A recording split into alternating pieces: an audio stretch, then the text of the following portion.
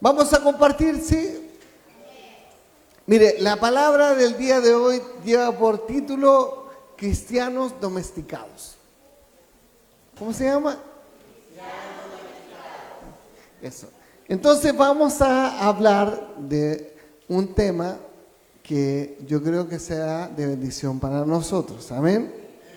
Entonces vamos a ir a leer la palabra en Hechos 7, 20, 37.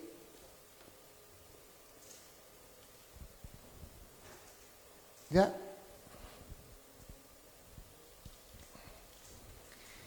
En aquel mismo tiempo nació Moisés y fue agradable a Dios y fue criado 3 meses en casa de su padre. Pero siendo expuesto a la muerte, la hija de Faraón le recogió y le crió como a hijo suyo.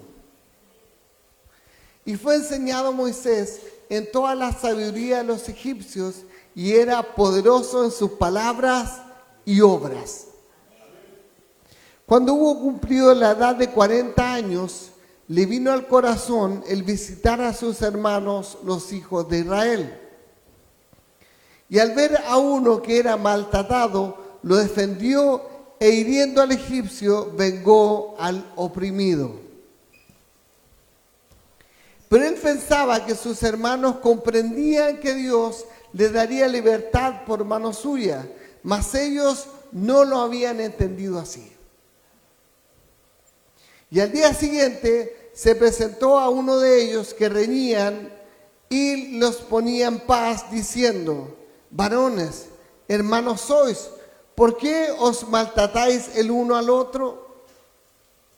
Entonces el que maltrataba a su prójimo le rechazó diciendo: ¿quién te ha puesto por gobernante y juez sobre nosotros?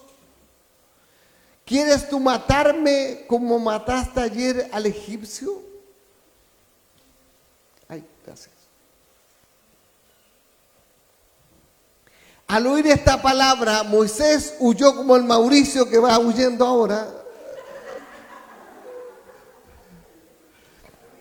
Y vivió como extranjero en tierra de Madián, donde engendró 2 hijos. Pasados 40 años, un ángel se le apareció en el desierto del monte Sinaí en la llama de fuego de una zarza. Entonces Moisés, mirando, se maravilló de la visión y acercándose para observar, vino a él la voz del Señor. Yo soy el Dios de tus padres, el Dios de Abraham, el Dios de Isaac y el Dios de Jacob. Y Moisés, temblando, no se atrevía a mirar. Y le dijo el Señor: quita el calzado de tus pies, porque el lugar en que estás es tierra santa. Ciertamente he visto la aflicción de mi pueblo que está en Egipto, y he oído su gemido, y he descendido para librarlos. Ahora pues, ven, te enviaré a Egipto. A este Moisés, a quien habían rechazado diciendo: ¿quién te ha puesto por gobernante y juez? A este lo envió Dios como gobernante y libertador por mano del ángel que se le apareció en la zarza. Este los sacó habiendo hecho prodigios y señales en tierra de Egipto y en el Mar Rojo y en el desierto por 40 años. Este Moisés el que dijo a los hijos de Israel: profeta os levantará el Señor vuestro Dios de entre vuestros hermanos, como a mí, a él oiréis. Amén. Ya, muy bien. Una palabra un poco larga, pero hay algo que está marcado dentro de esta palabra y es el número 40. ¿Usted lo vio? ¿Cuántas veces apareció el número 40? No veía 40 veces. ¿Cuántas? ¿Cuántas? 2, no. ¿Quién da más? ¿Quién da más? 3 veces apareció, ¿cierto? 3 veces. Ya, entonces, pero es importante que para adentrarnos a esta palabra veamos un par de conceptos. Entonces, primero, o más bien un concepto. Perdón. ¿Cuál es el significado de la palabra domesticar? Domesticar puede ser reducir, acostumbrar a la vista y compañía del hombre al animal fiero y salvaje, amansar, desbravar, domar, amaestrar, someter, dominar, acondicionar. Todas esas palabras son como, todo eso es como un sinónimo y también significado de la palabra domesticar, ¿ya?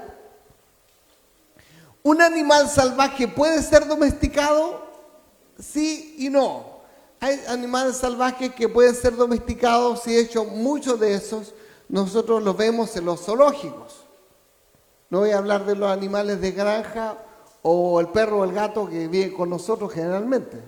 Pero, o los bueyes, vacas y todo eso que en realidad ya son, digamos, animales de granja o de compañía. Hablo de animales salvajes hoy en día. Entonces, animales salvajes como cuáles, es decir, leones, tigres, no sé, cocodrilos, hablar de animales que efectivamente son animales que viven en la naturaleza, ¿ya?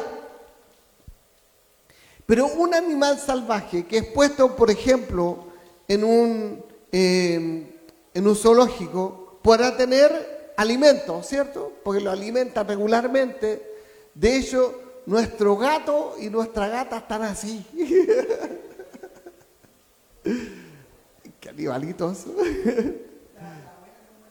La abuela lo marquea y dice, no, echa la culpa a ti, mi amor, mira.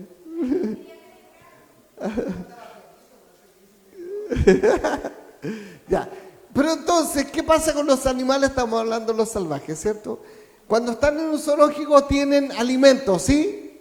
Sí, regularmente. De hecho, los veterinarios se preocupan de que tengan la calidad necesaria, coman en la cantidad de kilos o gramos necesarias, dependiendo del animal, ¿cierto? Y que tenga todas las vitaminas y cosas que necesita. O sea, está también en un hábitat regulado. O sea, si el animal necesita calor, aunque sea invierno, le ponen ahí, aunque sea esta ampolleta infrarroja o lo que sea, pero tiene un ambiente controlado. O el pobre oso polar que está ahí a todo el sol, donde no hay nieve, pero por último le ponen algo para que esté más fresquito, ¿cierto? O sea, tiene entonces el animal de alguna forma un ambiente, un hábitat regulado y además tiene seguridad. ¿Por qué? Porque está puesto en jaulas o lugares donde no le pueden hacer daño. Por ejemplo, ahí no tiene depredadores naturales, o sea, está tranquilito ahí en su jaula sin ningún problema. Entonces, no tiene enemigos, entonces básicamente flojea todo el día, o sea, está metido en su lugar, tiene comida, tiene un hábitat adecuado y flojea todo el día. Me suena eso como adolescente en realidad.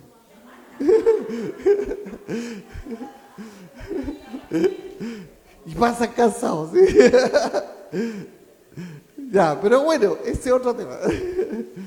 Entonces, pero, ¿qué sucede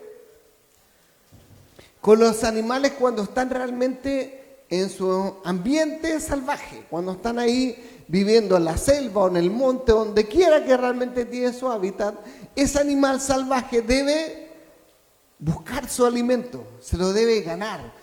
De hecho, cuando nosotros vemos a los animales, sobre todo los carnívoros, que son de la familia de los felinos, los vemos como ellos van así, pero calmaditos, ¿ah? Buscando el momento justo para atacar. ¿Por qué? Porque tienen que buscar su sustento. Y los pobres antílopes, que son comida de todos, o los ñus, ¿se han fijado? En todos los que hay estos reportajes, cosas así de animales, realmente uno ve a los antílopes y los pobres ñus siempre pagando el plato roto, siempre. Pero bueno, pero ellos también están en su ambiente natural, están siempre despiertos, están buscando así también el comer y muchas veces uno los ve comiendo, pero están mirando para todos lados, no hay aparecido un león. Entonces ellos están también en su ambiente natural, se buscan su comida, pero también ellos están bajo las inclemencias del tiempo. ¿Por qué? Porque ahí llueve o hace frío o lo que sea, ellos están muchas veces solamente paraditos debajo del agua y no pasa nada, porque de hecho cuando uno ve la sabana africana, los animales cuando llueve están todos parados nomás en el agua y no hay un techito donde estén ni nada, o sea, ellos están en la inclemencia del tiempo, ¿cierto? Entonces, pero también ellos tienen otras dificultades, porque los parajes donde están no son seguros, muchas veces ahí hay pantanos y cosas por el estilo, y ellos muchas veces también caen en esas cosas, o sea, su hábitat no es seguro tampoco en ese sentido, pero ellos luchan día a día para seguir adelante. ¿Me dice amén? ¿Qué más? Además tienen depredadores, tienen enemigos, están siempre ahí diciendo, como dice la ley de la naturaleza, como la supervivencia del más fuerte, ¿cierto? Porque el más débil termina ahí comido por cualquiera. Entonces, el ser entonces salvaje para ellos es estar activo o morirse, ¿sí? O sea, su esencia es cumplir el propósito para el cual fueron creados, ¿sí? La Biblia dice que toda la creación adora al Señor. ¿Dice eso la Biblia? Sí lo dice. Entonces, toda la creación lo hace, lo alaba al Señor. Entonces, la creación tal como ha sido hecha tiene un propósito. El tema es, ¿por qué yo estoy hablando de esto? ¿Qué tienen que ver los animales con todo lo que yo estoy hablando? Bueno, vamos para allá, a decir qué tienen que ver esto. Vamos a lo que decía la palabra. Nosotros estamos hablando de Moisés, ¿se acuerda? Moisés. Ayer tú hablaste de Noé, hoy día yo hablo de Moisés. Mano de vuelta. Entonces, ¿qué ocurre? Moisés fue de pequeño, lo que leímos, rescatado por una princesa, ¿cierto? Y ella lo adoptó y por lo tanto Moisés creció como un príncipe, como un príncipe. O sea, un príncipe egipcio era una persona que era educado con lo mejor de la cultura de su tiempo. Él vivía a cuerpo de rey, por así decirlo, porque tenía todo. Él tenía los mejores manjares, los mejores profesores, tenía la mejor ropa, tenía el mejor camello del momento, el que era Bembé, ese camello tenía, o sea, tenía lo mejor de lo mejor. Entonces, ¿por qué? Porque él había crecido en el palacio del rey. Amén. Pero él no vivió un poquito de tiempo en el palacio del rey, sino que lo que nosotros leímos que él tenía 40 años cuando él quiso salir a mirar cómo vivía su pueblo, porque él sabía que realmente los que estaban siendo esclavos y construían ahí, no sé, todas las pirámides o lo que sea, eran precisamente el pueblo hebreo, los judíos. ¿Me sigue? Los israelitas. Ahí todavía no eran judíos, eran israelitas. Los israelitas o hebreos, ¿cierto? Entonces, él sale a mirar, pero sin embargo él sale a mirar aún con la jineta de príncipe y aún entonces con una visión que no era la correcta. Y aquí quiero que usted empiece a pensar en algo. Él había sido educado correctamente, de acuerdo a la cultura egipcia, él tenía todo lo que hubiese podido necesitar y por lo tanto él estaba cómodo. ¿Cómo estaba? Era que no, pues si vivía en un palacio, o sea, él realmente estaba cómodo. Pero sin embargo, cuando él sale a mirar ahí el sufrimiento de los hebreos, él los mira y se encuentra con esta escena donde en un momento hay un hombre, un soldado, no sé, imagino, que estaba golpeando ahí, entonces a un hebreo, y él ¿qué hace? Él entonces... Él reacciona, quizá movido en ese momento por el celo, por la rabia, quizás qué cosa, y él entonces le mata al egipcio, pero después llega y lo entierra en la arena para que nadie cache. Dijo, si total, caminando rápido, nadie se da cuenta. Entonces, ¿qué pasó? Que Moisés pensó que había pasado piola, dijo, aquí no hay cámara, no hay nada, entonces dijo, aquí nadie vio. Pero lo que no sabía, que siempre hay gente que está mirando por la ventana. ¿O no? ¿Sabían que siempre hay alguien que mira por la ventana? Hay gente que le gusta eso, estar ahí mirando siempre.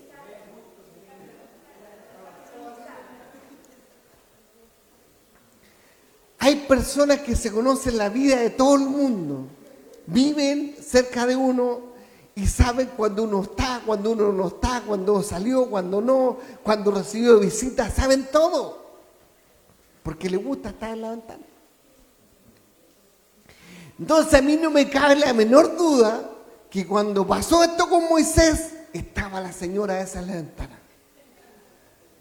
Y esa que después sale y dice, uy, ¿sabes qué? Te voy a contarte algo, pero no le digas a nadie. ¿O no? Y entonces la otra le dice, no, ¿cómo se te ocurre? Cuéntame nomás, si yo no le decía a nadie. Ya le cuenta y después llama a la otra y le dice, uy, ¿sabes qué? Me acaban de contar algo, pero no te puedo decir. Ay, pero cuéntame. No, es que prometí que no lo diría. Pero dime igual. Ya está bien, pero júrame que tú no se lo vas a decir a nadie. Sí, dale, te lo juro por este puñado que no se lo digo a nadie. Entonces, pero igualmente ella lo cuenta y empieza ahí el chisme por todos lados. Entonces, ¿qué pasó? Que al otro día, cuando él encuentra a dos hebreos discutiendo, le dice, hermanos, no estén ahí discutiendo. ¿Dónde se ha visto que estén ahí ustedes faltándose el respeto? ¿Qué te pasa? ¿Que acaso me quería hacer lo mismo que al egipcio? Y ahí el cagüín ya era Vox Populi. Todos sabían. Hasta en el WhatsApp del condominio habían escrito ya.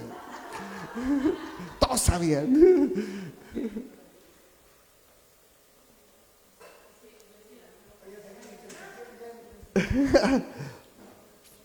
Había sido puesto de intercesión, todos sabían que había chocado.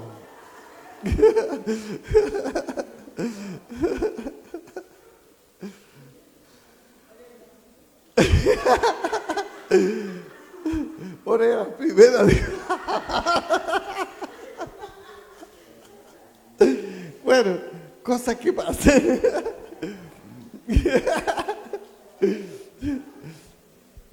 Y entonces, ¿qué pasó?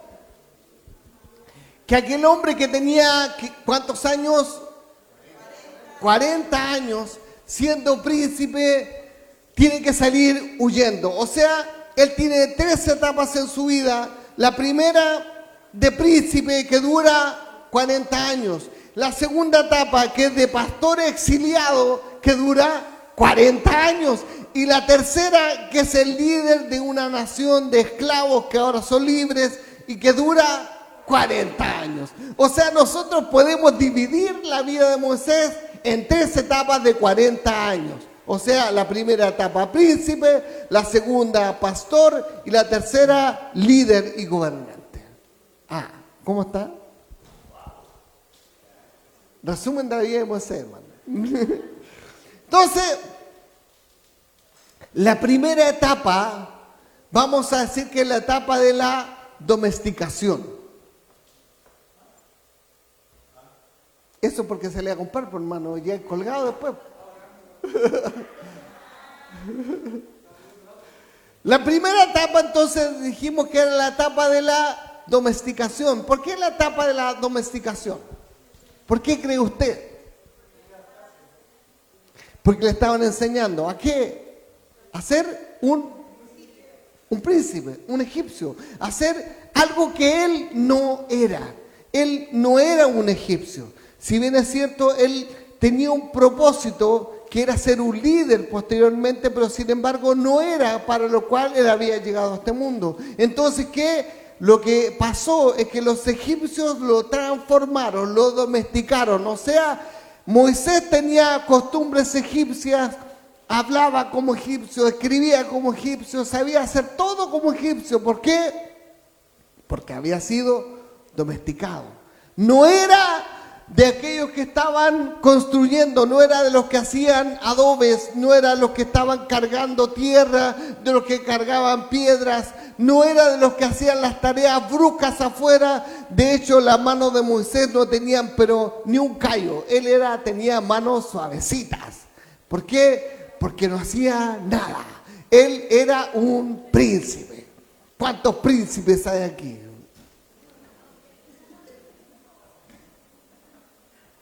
¡Oh! ¡Auch!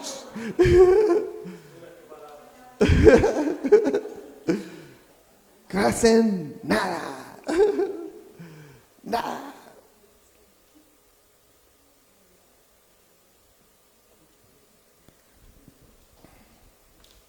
¿Qué pasó, Willy? No tiene callo, ¿ves? ¿Qué pasó? Que entonces hay personas que están dentro de la iglesia, pero están absolutamente domesticados. ¿Por qué? Porque no hacen nada. Viven en un ambiente controlado, donde no hay nadie que los ataque. El enemigo ni se acuerda de ellos, como no hacen nada, entonces el enemigo parece, este bajarlo tranquilo, no hay, pues total, no hace nada. Ni lo toca, no deja ahí. No hace nada. Es un número más. De hecho, cuando viene lo cuentan para las estadísticas nomás, porque en realidad no hace nada. ¿Pues sí? Entonces, ¿qué es lo que pasa? Que ese que es domesticado, en realidad olvidó su esencia como cristiano, olvidó su esencia por la cual fue llamado, olvidó la esencia que debiese tener como hijo de Dios. ¿Por qué? Porque está domesticado. Él o ella lo único que hacen es de repente venir, de repente no, pero está ahí, es parte de, pero ni muy adentro ni muy afuera, ahí nomás, así. Entonces, pero la segunda etapa era la de él, ¿cuál? La del pastor. O sea, la segunda etapa nosotros podríamos denominarle la etapa de volver a ser libre. ¿Ya? ¿Por qué?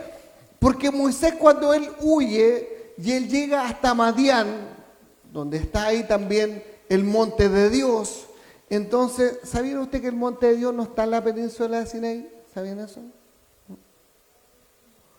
De hecho, yo creo que ni siquiera sabía que existía el monte de Dios. Ya, existe un monte que se denomina el monte de Dios, ¿ya? Que es el monte de Sinaí. Pero el monte no está en la península de Sinaí, sino que está más bien, digamos, lo que hoy día es, ¿cómo se llama esa parte? ¿Arabia? No me acuerdo bien. Ya, pero está en otro lado. El tema es que, esto es un paréntesis, por temas culturales, en algún momento alguien dijo el monte Sinaí es este que está aquí en la península de Sinaí, y dijeron ya, este va a ser de aquí en adelante, y todo el mundo empezó a decir que es el monte Sinaí, pero no es el monte Sinaí. De hecho, el monte Sinaí está en otra parte. Así que si usted quiere después buscar dónde está el monte Sinaí, métase ahí después a Google Maps y lo busca, porque en realidad no está donde dicen que está. De hecho, incluso en nuestras Biblias está mal ubicado, no está ubicado donde dicen en los mapas. ¿Ah? Claro, busquen a Ron Wyatt, una buena sugerencia. Ron Wyatt es un arqueólogo cristiano que ya está fallecido, pero él tiene muchos videos de investigaciones que hizo de lugares que hasta el día de hoy nosotros podemos ver lo maravillosos que son y donde efectivamente están con pruebas arqueológicas. Ron Wyatt, no lo olvide, un buen nombre para recordar. Ya. Entonces, ¿qué es lo que estaba diciendo? Que cuando Moisés llega entonces a Madián y entonces conoce ahí a Jetro, el que después pasa a ser su suegro, y él se casa también con su hija, con la hija de Jetro, que se llamaba, ¿cómo se llama? Séfora, muy bien. ¿Qué lo dijo? Ah, muy bien, Sara, muy bien, ya. Se llamaba Séfora. De hecho, cualquiera que haya visto incluso la serie de Moisés tendría que haberse grabado el nombre, Séfora. Muy bien. Entonces, ¿qué es lo que ocurre?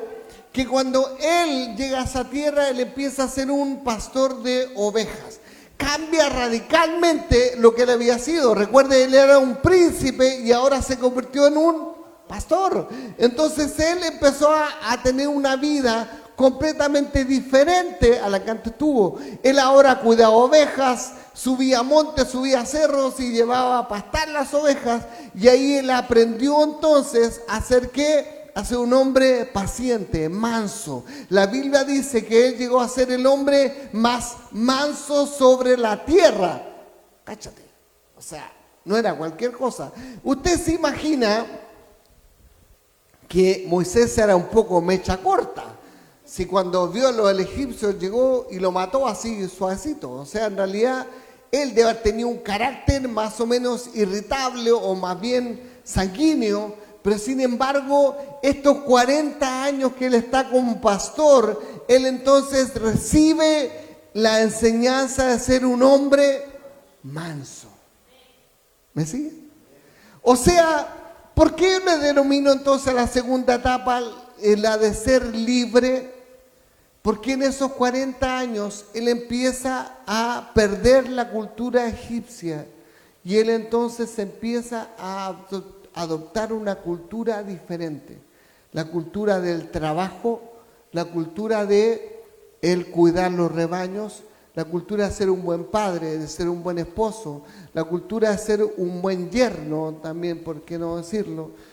Entonces él cambia completamente la forma en que había sido educado y ahora tiene una educación distinta.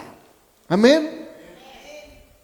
Y en esta segunda etapa él entonces aprende a ser un buen esposo. ¿Cuántos buenos esposos hay aquí?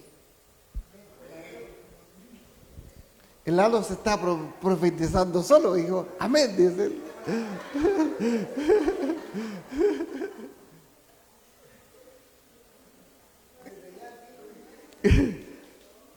Entonces, Dios nos enseña a que nosotros, o Dios le enseñó a este caso a Moisés, a ser un hombre conforme a su corazón. Dios le enseñó a que él pudiese ser un buen pastor. ¿Cuál era la gracia que él fuese pastor? Que le aprendiera a poner incluso su vida por sobre las ovejas. O sea, él aprende a ser un líder. ¿Qué aprende a ser? ¿Cuántos líderes hay aquí? La diferencia entonces entre el primero o la primera etapa de Moisés y la segunda es que en la primera a él le hacían todo y a él le llegaba todo listo. En la segunda etapa Moisés aprende a hacer cosas.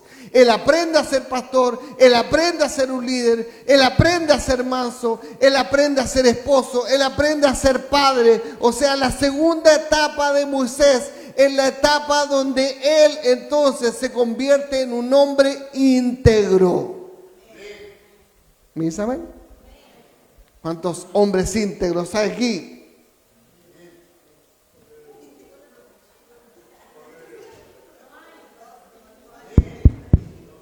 Hay retorno, ¿no?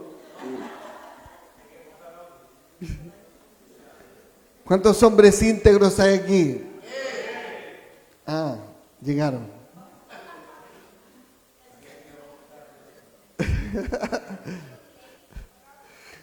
No sabéis, Panchito, cómo te echo de menos cuando no venís.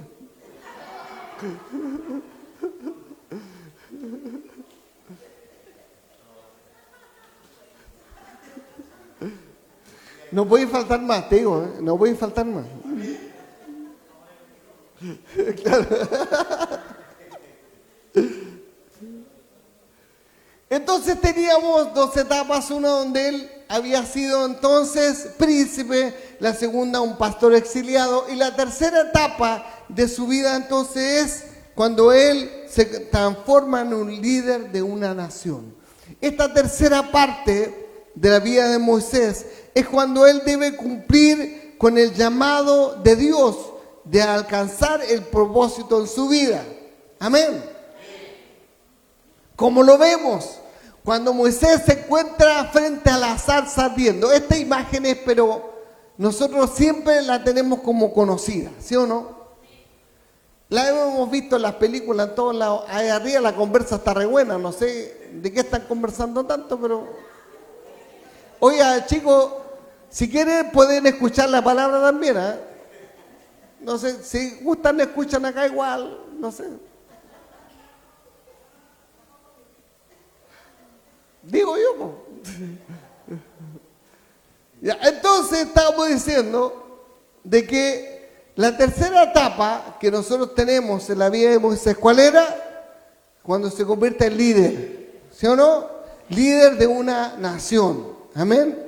Y entonces como líder, él entonces debe cumplir un llamado, un propósito. Él se encuentra con la zarza ardiendo y al encontrarse con la zarza, entonces él le llamó la atención. ¿Por qué? Porque la zarza, todos sabemos, o deberíamos saber, que las zarzas se queman aunque estén verdes. ¿Sabía usted eso? La zarzamora, si usted la prende o le pone fuego cerca, aunque esté verde, se quema igual. No sé, ignoro la razón, pero se quema igual.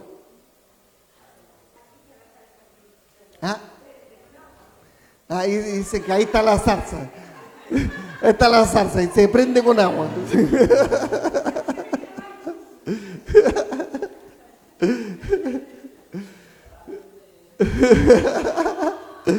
Ya. Entonces, pero Moisés cuando él llega a esta instancia en que le ve dice, pero qué raro, esta zarza está encendida pero no se consume, sigue verde y sigue ahí la llama encendida ahí encima. Entonces, ¿por qué pasa esto? Y él dice, voy a ir a mirar por qué está sucediendo esto. ¿Se dan cuenta que Moisés también era cagüinero?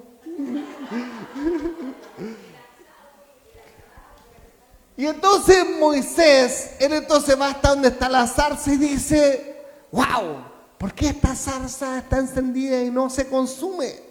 Pero cuando llega cerca, entonces le hablan y le dicen, Moisés, Moisés, quita el calzado de tus pies porque el lugar donde estás es tierra santa, o tierra santa es, dice la otra parte del Éxodo. Y entonces Dios le empieza a hablar a Moisés y le dice, oye, yo te voy a enviar a que tú liberes a mi pueblo porque yo he escuchado su aflicción, he visto los malos tratos que tienen, entonces te voy a enviar a ti. Se me ocurrió una idiota, te voy a mandar a ti a liberarlos. ¿Cuántas veces Dios te dice, se me ocurrió una idiota contigo? Y tú empiezas a decir, Señor, ¿estás seguro?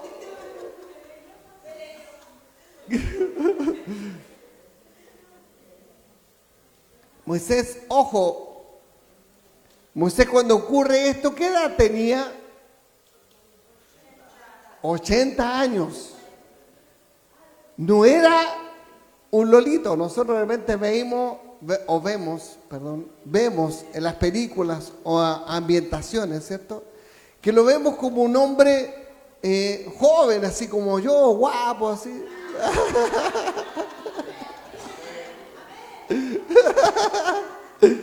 Pero no, ella estaba viejito, tenía 80 años, pero la Biblia dice que él conservaba su vigor. Era un hombre que realmente estaba así como tuna, estaba como él quería. Yo creo que él hacía ejercicio de mañana, comía bien. Se mantenía Moisés. Pero el problema es que cuando Dios llama a Moisés y le dice, yo te estoy llamando para liberar a mi pueblo, Moisés le dice, pero Señor, ¿estás seguro? Segurísimo, segurísimo. Pero Señor, la verdad es que yo no sé ni hablar, se me lengua la traba. Yo le dice, pero ¿acaso no conozco que tienes un hermano que se llama Aarón y él sí sabe hablar? Entonces él va a hablar por ti. Pero Señor, ¿qué cosa le voy a decir? ¿Qué he de hablar? ¿Cuántas veces Dios te llama y te dice, anda y háblale a ese hermano? Tú dices, Señor, ¿pero qué le diré? ¿O no? ¿Cuántas veces tú sientes que el Señor te habla y te dice, anda y abraza a tal persona? Señor, debe estar equivocado, porque si yo ni siquiera sé qué decir en estos tipos de ocasiones, no lo sé.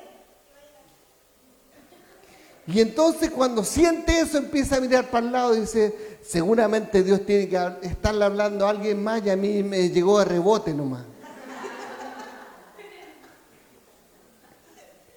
¿O no? Sí,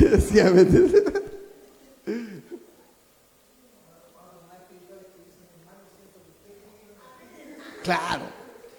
Eso nos falta, ¿no? De repente que cuando se paran y van, te dicen, pastor, yo sentí que usted tiene que ir a orar porque está allá. Ah, sí.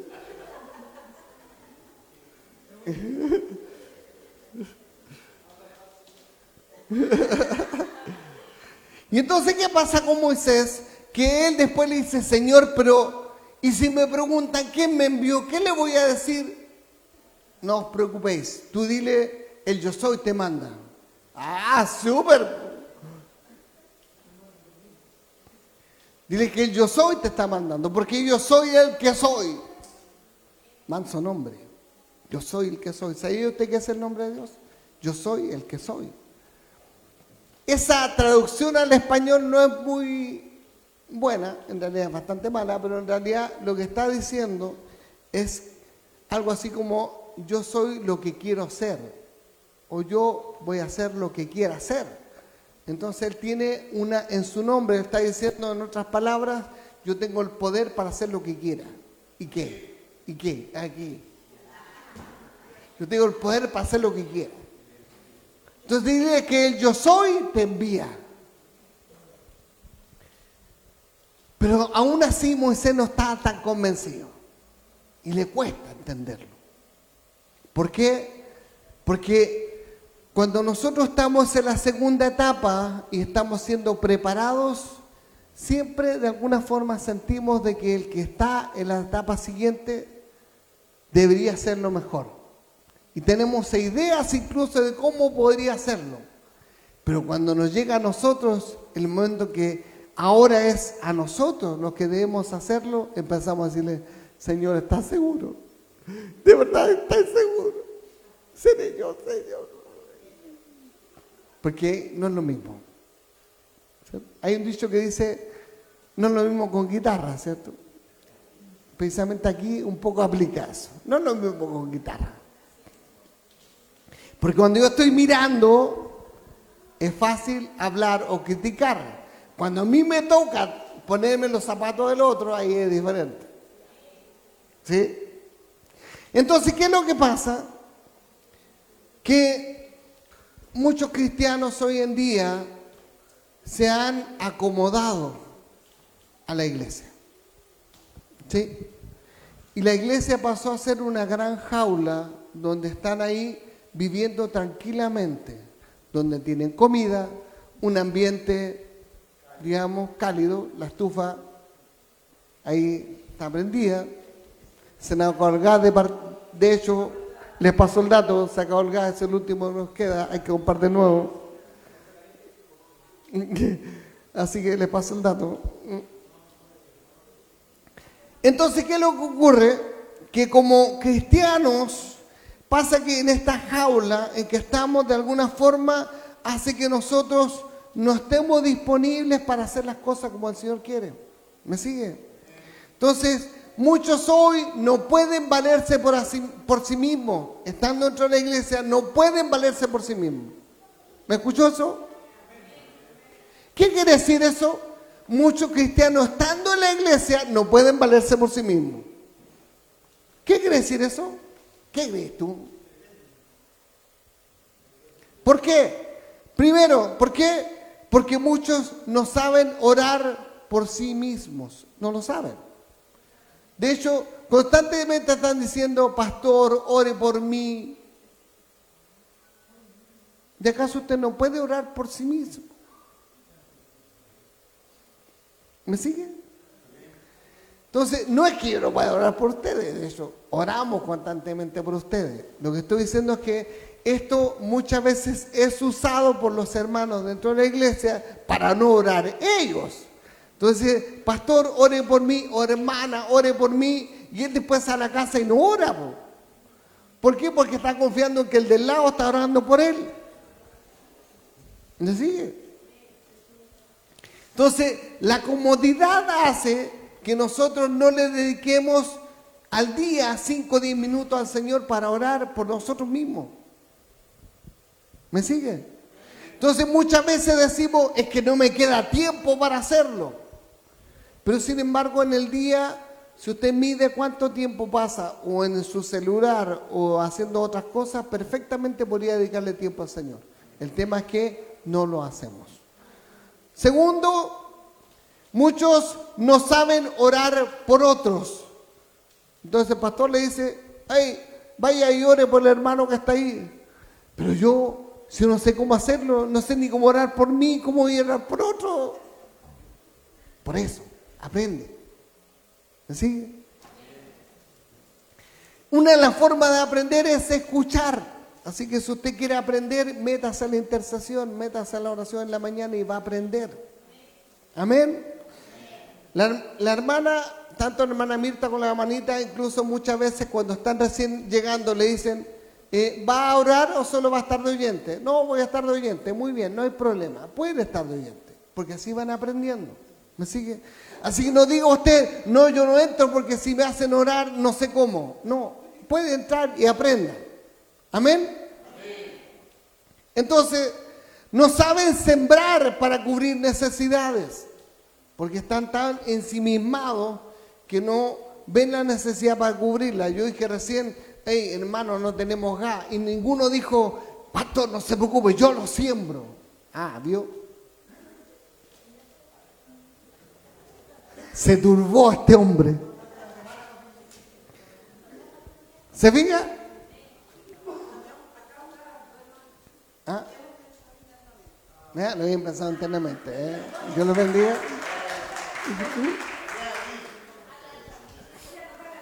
Llorando sale la lágrima.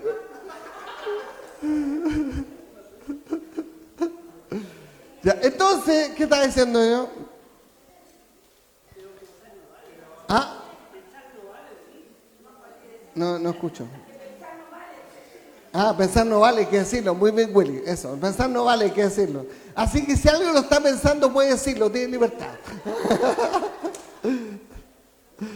Ya, entonces, ¿qué estábamos diciendo? Ya, eso de no saber cubrir las necesidades, el sembrar, no saber diezmar al Señor. Porque muchos no lo hacen. Entonces, ¿cuál es el tema? Que también al no hacerlo, entonces también sus economías siempre están cerradas. Y después no lo entienden el por qué les pasa eso. Entonces hay algunos que dicen, no, que no es de este tiempo, no, es que no hay que hacerlo, no, es que un montón de cosas. La pregunta es, ¿cómo mantienes una iglesia y mantienes a los que están trabajando en ella si no lo haces? Porque es fácil decirlo de esa forma, pero ¿cómo lo haces para mantener una iglesia? Yo hace unos días atrás conversaba con Mauricio, conversaba contigo, y yo le decía lo mismo. ¿Qué pasa entonces si el día de mañana Dios te envía a abrir una iglesia? ¿Con qué la sostienes? ¿Cómo? ¿Me sigue? No se trata, aquí en este caso, y ojo, yo voy a decir esto, no se trata en este caso de decir como que en la iglesia alguien se hace rico por eso menos nosotros, porque aquí yo le aseguro que nosotros gastamos más de lo que recibimos. Pero bueno, eso es otro tema, ¿cierto? Pero hay que aprender por ustedes mismos, no por nosotros, para que así el Señor los bendiga. ¿Vamos? ¿Amén? ¿Están ahí? Ah, sí, están ahí. Ya. Después nosotros decir, no saben compartir con otros cristianos. Y sabe que ayer nos dimos cuenta de algo cuando estábamos allá, ¿cierto? En el evento. Estaba el Pedro aquí y CCI acá. ¿Saben por qué? De repente hemos perdido, precisamente la esencia del poder compartir con otros. Y sabe que eso fue bueno lo de ayer, porque precisamente nos dio la instancia para compartir. Amén. De hecho, muchos no saben ni leer la Biblia porque nunca se han metido a leerla. Y entonces debemos leer la Biblia. No importa el formato, no sé si es papel, digital, como usted quiera. Si la tiene escrita en piedra, da lo mismo, pero léala. Amén. Entonces, son los pobres seres que fueron domesticados tanto tiempo en la jaula de la iglesia. Y fíjese lo que estoy diciendo esto, de la iglesia. La religiosidad los tuvo tanto tiempo de repente ahí encerrados que sus alas se cortaron. Y entonces ya no aprenden a cazar sus bendiciones, ya no arrebatan nada. Ya no son de los que van y dicen yo voy a conquistar porque estoy conquistando para el Señor. No lo hacen. ¿Por qué? Porque están acomodados. Como los gatitos de la casa, gorditos, sentaditos, sin hacer nada. ¿Me sigue? Mire, le voy a contar entre medio una pequeña historia. Que conste que hoy día me entregaron tarde, así que me aguantan nomás.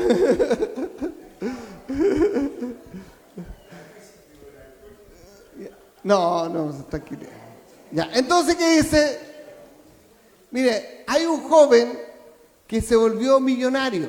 Ya, esta historia no sé si alguna vez usted la escuchó. Este es un joven estadounidense, esta historia es real, por si acaso. Es real, no es ficticia. Un joven estadounidense que él era de una familia muy pobre, de hecho eran tantos hermanos y no tenían cómo alimentarlos que a los 16 años sus padres le pidieron que se fuera a la casa y se mantuviera solo, a los 16 años. Y entonces se fue a los 16 años y se fue a la ciudad y empezó a trabajar entonces para poder entonces él mantenerse y prosperar. Pero él tenía en su cabeza algo que le dijo su mamá: cuando tú empiezas a trabajar, siempre aparta lo que es del Señor y el Señor te va a prosperar. Y entonces este joven se fue y él empezó a hacer jabones. Y empezó entonces a trabajar de eso, haciendo jabones, pero él, de hecho, el primer dólar que ganó apartó 10 centavos para el Señor. Y después siguió trabajando, y llegó un momento en que se asoció con otra persona que también hacía jabones y artículos de aseo. Y entonces, al tiempo, él seguía haciendo lo mismo, apartándolo del Señor, pero al tiempo, entonces, su socio se murió. Y él se quedó con toda la empresa y siguió entonces trabajando. Y él entonces a su contador le dijo que creara una cuenta que se llamaba Para Jesús. Y entonces él, de todo lo que la empresa ganaba, le apartaba el 10% para Jesús. Y la dejaba ahí para después entregarla donde él se congregaba. Al tiempo entonces él vio que la empresa empezaba a prosperar y él dijo, no, voy a empezar entonces a apartar el 20% de mis ganancias para Dios, a la misma cuenta. Y después fue avanzando y avanzando hasta que llegó incluso al momento que él tenía el 70% de sus ganancias ahí, pero sin embargo él seguía siendo cada vez más y más rico. Entonces, ¿cómo se llamaba esta persona? Se llamaba William Colgate. Entonces, William Colgate. Este joven es precisamente el fundador y dueño de la empresa que hasta el día de hoy nosotros conocimos como Colgate o Colgate, no sé, esa empresa. ¿Por qué? Porque él entendió que realmente si él se asociaba con Dios, él entonces iba a ser millonario. Y así fue. ¿Van a entender? Eso es un paréntesis, no entre mí, ¿no? Entonces, estamos de repente tan domesticados que queremos servir al Señor con la ley del mínimo esfuerzo. ¿O no? La ley del mínimo esfuerzo. O sea, ir al culto a veces y entonces estar ahí en las convocatorias que se hacen para el culto u otras actividades. Y bueno, voy a llegar, pero no tan temprano, porque si el culto se hace tan largo, voy a llegar tipo 11:30, 12, por ahí. cosa que en realidad llegar ojalá a la palabra nomás, no sé, pero la ley del mínimo esfuerzo.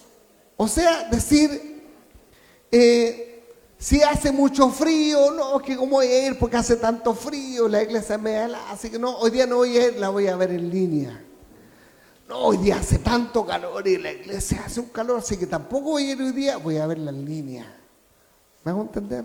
Entonces, el mínimo esfuerzo, o sea, preferimos de repente nuestra lógica quedarnos para cuidarnos porque la salud es primero. ¿Me sigue? Y entonces, ¿qué es lo que pasa? Que estamos precisamente dejando de lado el ser nosotros gente esforzada para servir al Señor. O sea, de repente cuando andamos muy al justo decir, no puedo ir a la iglesia porque si voy no me va a alcanzar. ¿Y tu fe? ¿Dónde está tu fe?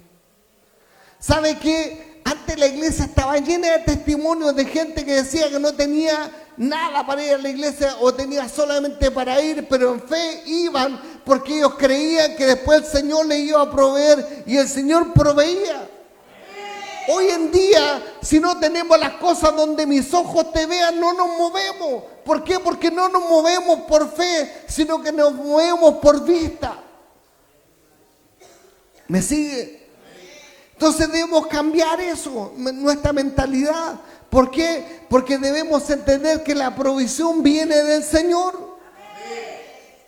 Y entonces estamos enfermos y lo último que se nos ocurre es pedir que oren por nosotros. Estamos enfermos y eso es lo último que se nos ocurre. Lo primero es ir y automedicarnos. Hay gente que es, pero muy buena para automedicarse, lo que es malísimo.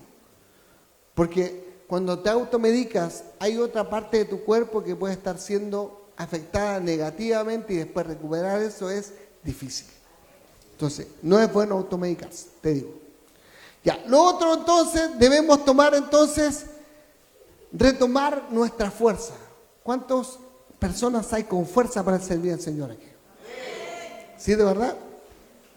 ¿Qué dice la Biblia? La Biblia dice, con esto termino, no me crean, pero tengo que decirlo. Entonces, ¿qué dice la Biblia? Dice, Mateos 11:12, dice, desde los días de Juan el Bautista hasta ahora en el reino de los cielos se sufre violencia y solo los violentos lo arrebatan. O sea, cuando habla de esto está diciendo que nosotros debemos ser gente que esté dispuesta a arrebatar lo que es nuestro. Amén. Pero ¿estamos realmente dispuestos a eso o estamos esperando cómodamente a que nos llegue todo? ¿Ah? ¿O estamos dispuestos a arrebatar lo que es de nosotros? Yo creo que el Señor me use, entonces me decido a ir. No espero que me digan voy. ¿Sabes qué? Me gustó mucho tu actitud ayer, la Briosca ayer. Cuando estábamos allá, en un momento estaban los jóvenes ministrando, entregando palabras, y ella se paró y fue y abrazó a alguien. ¿Qué tanto? Muy bien, pues. Muy bien. No, súper bien, súper bien. Digo, ¿por qué? ¿Por qué estar esperando a que alguien me diga? Si siento que hay que hacerlo, lo hago, ¿no? ¿O no? Y está bien que sea así. Porque de esa forma nosotros también vamos realmente siendo gente valiente. ¿Cuántos valientes hay aquí? El decir, si el Señor me manda, yo voy. Si el Señor me envía, ahí voy a estar. No de estar poniendo excusas para no estar. ¿Me van a entender? Jesús dijo, Mateo 16, 24 y 25, ¿qué dice? Entonces Jesús dijo a sus discípulos, si alguno quiere venir en pos de mí, niéguese a sí mismo y tome su cruz y sígame. Porque todo el que quiera salvar su vida, la perderá. Y todo el que pierda su vida por causa de mí, la hallará. ¡Wow! ¿Cuántos están dispuestos a tomar la cruz de Cristo? ¿Qué significa tomar la cruz? Estar dispuesto a yo servir al Señor sin ponerle excusas. ¿Sí? Estar dispuesto a servir no poniendo excusas, sino que realmente entregando lo mejor de mí para el Señor. ¿Me hago entender? O sea, en resumen, nosotros muchas veces nos vamos acomodando al Evangelio o acomodamos el Evangelio a nuestro estilo de vida. Lo acomodamos. ¿Qué quiere decir? Que nosotros, de alguna forma, lo que hacemos es hacer que el mundo se adapte a mí y la iglesia también. Vivo con una pata en el mundo y con la otra en la iglesia, pero estoy con mi conciencia tranquila porque de alguna forma me gozo en el mundo, pero después el domingo voy y me golpeo el pecho en la iglesia y con eso estoy. No, no es así. La Biblia dice que nosotros no podemos tener dos aguas saliendo por el mismo grifo. No se puede. O sale agua limpia o sale agua sucia, pero no las dos. O sea, tomar la cruz quiere decir que yo decido realmente negarme a mí mismo para ser un cristiano real. Yo me niego a mí mismo, pero ¿para qué? Para impactar a los que están a mi alrededor, para que los que están a mi alrededor sean salvos por medio de la cruz de Cristo, para que los que me conocen puedan decir: wow, ese sí es un cristiano de verdad, esa sí es una cristiana de verdad. No va a jugar, sino que realmente tiene a Cristo en su corazón. ¿Me hago entender? Entonces, ¿qué es lo que pasa? Que cuando nosotros no hacemos lo correcto, al final vivimos un cristianismo burgués.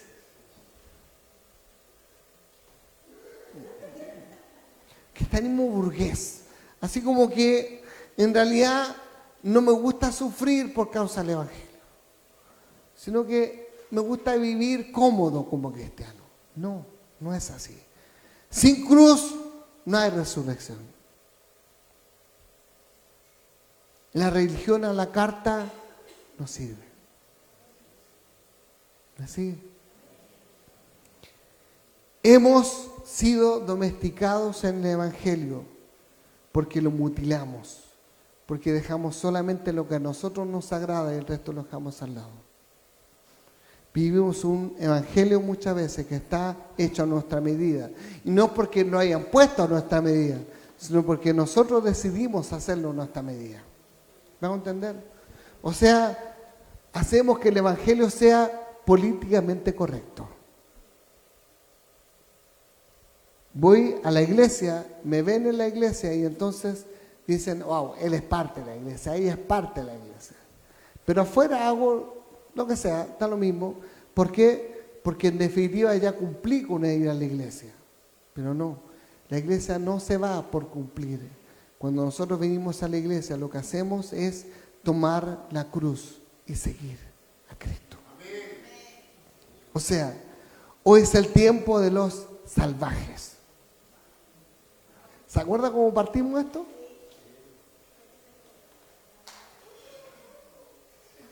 Otro gato. Es el tiempo de los salvajes. Es el tiempo de aquellos que realmente no se dejan domesticar, sino que realmente dejan fuera al mundo la religiosidad y realmente se enfocan en ser arrebatadores de las promesas de Dios. De los violentos, de aquellos que están llenos del Espíritu, que quieren arrebatar lo que el Señor les entregó. ¿Me hago entender? ¿Cuántos tienen promesas de Dios aquí? ¿Cuántos las están arrebatando? Como que hubo una descompensación ahí, ¿te fijas, no? ¿Cuántos realmente hoy día entienden que deben ser violentos? En el espíritu me refiero, no que llega a la casa, agarra a la vieja, ¡pam, pam! No, no es eso. No. Violentos en el espíritu, que usted realmente se transforme en una... No, pues ¿cómo voy a agarrar a Chachazo Willy? Estás nuevo al lado. ¿Otra vez? Ya, pues si habíamos cambiado, pues aquí hagamos. Entonces, debemos ser violentos para arrebatar lo que el Señor tiene para nosotros. ¿Me hago entender? Dios te entregó una promesa. ¿Qué estás haciendo para alcanzarla?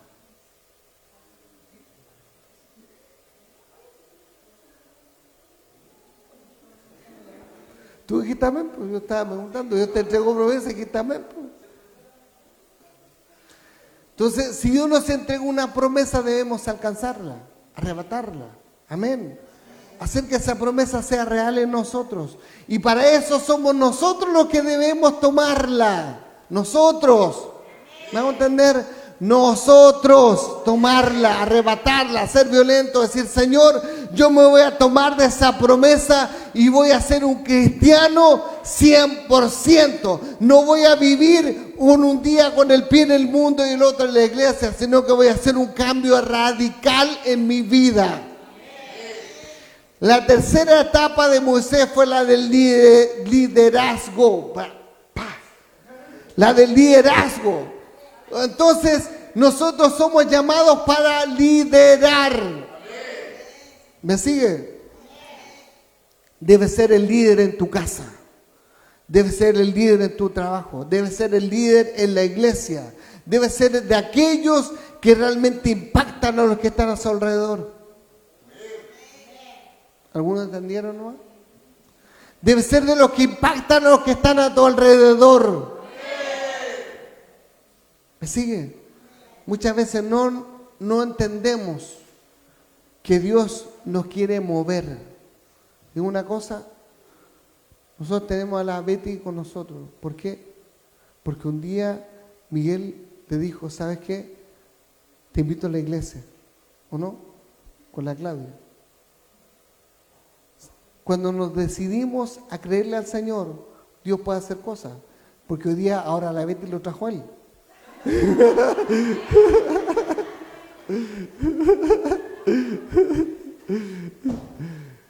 Vamos a entender, nuestras acciones lo que hacen es cambiar a nuestro entorno. Lo digo por eso, porque una decisión puede cambiar tu entorno. Cuando tú eres capaz de hablarle a otro, esa decisión puede cambiar en la vida de otra persona y hacer que realmente Dios se glorifique en ella. ¿Me vamos a entender? Entonces, ¿qué estamos haciendo para que eso sea así? ¿O nos conformamos con venir a la iglesia nosotros nomás, total, ya soy salvo? Los demás que vean por ello. Hoy día faltan aquí muchos de la iglesia. Hoy faltan muchos. ¿Qué estamos haciendo porque realmente sea diferente?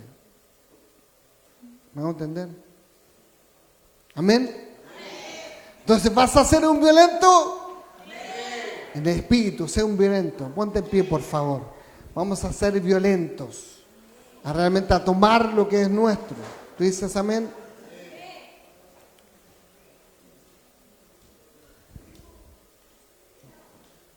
Impactar.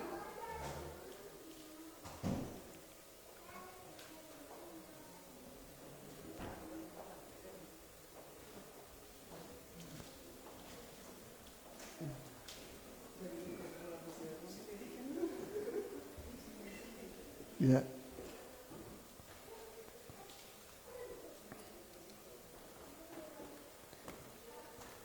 Ser violento implica estar dispuesto a conquistar lo que el enemigo también me robó. ¿El enemigo te robó algo? El enemigo constantemente quiere robarnos cosas. ¿No estamos dispuestos nosotros a reconquistar lo que es nuestro? Amén. ¿Cuántos dicen amén de los que están para allá? ¿Cuántos creen que el Señor te puede llevar a reconquistar lo que perdiste? ¿Sí? Incluso aquello que aún no has conquistado, Dios te puede dar la victoria. Amén. ¿Tú tienes peticiones delante del Señor? ¿Tienes peticiones delante del Señor? Dios realmente lo que quiere hacer con tu vida es que tú puedas ser una persona que alcanza sus metas, los propósitos, una persona que realmente puede ser tomado por el Señor, pero para llevarlo a nuevos niveles de gloria. Amén.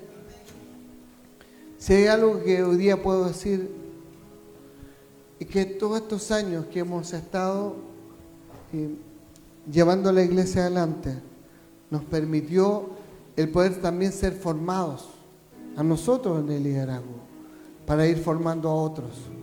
Pero ¿sabes qué? Hoy es el tiempo donde el Señor empieza a levantar a las nuevas generaciones, a los que han de ir y tomar lo que es suyo. Y hay que estar dispuestos. Porque ¿sabes qué? Tenemos 16 años siendo iglesia. 16 años. Es harto tiempo. Entonces, en todo ese tiempo tiene que levantarse gente que arrebate. Amén. Tiene que levantarse gente que arrebate. Gente que esté dispuesta a cambiar el chip y hacer que realmente todo lo que habían vivido hasta ahora sea diferente. ¿Me van a entender? Porque el día de mañana van a ser enviados a levantar sus propias congregaciones. Van a ser enviados a poder levantar sus liderazgos en otro lugar. Y cuando sea así, entonces ustedes deben estar también firmes en la fe, firmes en el fundamento. Acá arriba tenemos 3 al tiro. Entonces tenemos que entender que Dios tiene propósitos. Y esos propósitos se cumplen en la medida que estamos dispuestos a arrebatar. No te arranques. ¿Sí? Ahí está el valiente, ¿ves? ¿Vamos a entender? ¿Estamos dispuestos a ser de esa generación de arrebatadores? Hay 4, ¿vio? Dije hay 4, no dije. Pues dije hay 3, dije ahora hay 4, dije. Generación de arrebatadores. Cuando yo tenía 24 años, como el Eduardo, el Señor me había hecho en ese momento líder de más de 500 jóvenes en una organización. Yo hace un día atrás conversaba con él y yo le decía, ¿sabes qué? El ser tan paternalista muchas veces me ha hecho que te proteja demasiado y no te dejo realmente hacer lo que realmente el Señor quiere de ti. Ayer él estuvo ministrando allá en CCI y realmente fue una palabra y un mover del Señor muy lindo en la vida de Eduardo. Y ¿sabes qué? Es solamente el inicio de lo que Dios tiene para ti. Porque Dios te va a levantar. Y no vas a esperar años para alcanzar lo que Dios quiere de ti, sino que Dios lo va a ir haciendo pronto. Porque Dios va a quebrar aún las estructuras que faltan. Porque Dios empezó un día y te empezó a hablar y te sacó de donde estabas y cambió tu cabeza y cambió tu corazón y empezó a obrar ahí. Y Dios empezó a obrar y empezó a tocarte, y estando solo Dios te seguía hablando. Dios te seguía hablando y empezó a cambiar tu forma de pensar. Y hoy día el Señor está tan haciendo fuego entre tu corazón que quiere decir, ¿dónde voy para entregar palabras? ¿Dónde me pones para entregar palabras? Me dice a mí, papá, me dice, ¿estás seguro que no estés cansado? Yo predico el domingo. Me dice así.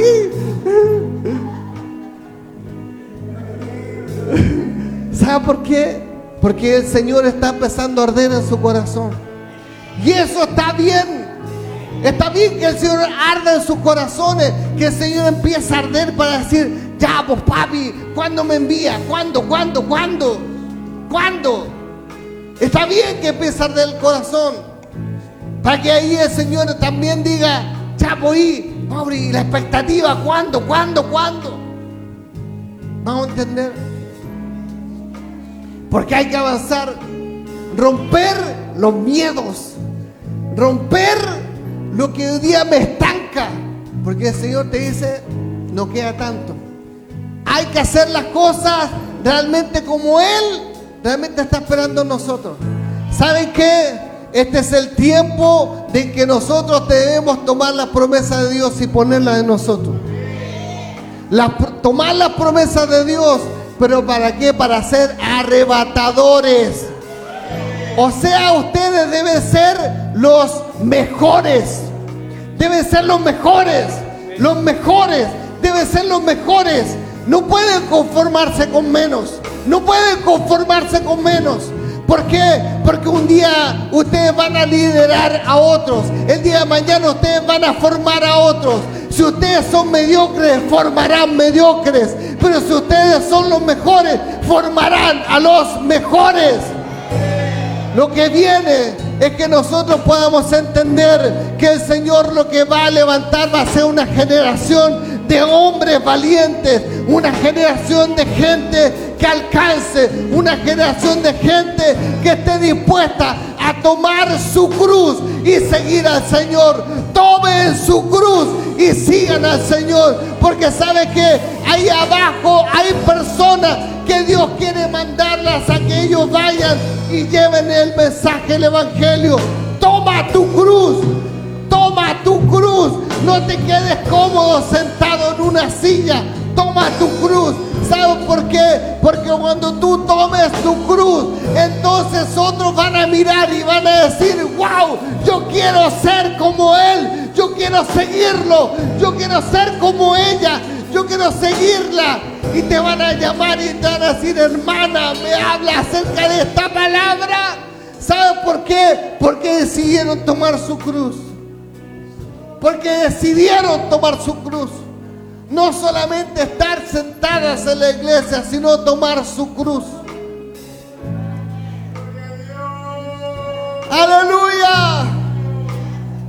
Es el tiempo de los que realmente entienden que no pueden estar cómodos en una silla. No, es el tiempo de alcanzar lo que Dios tiene para ti.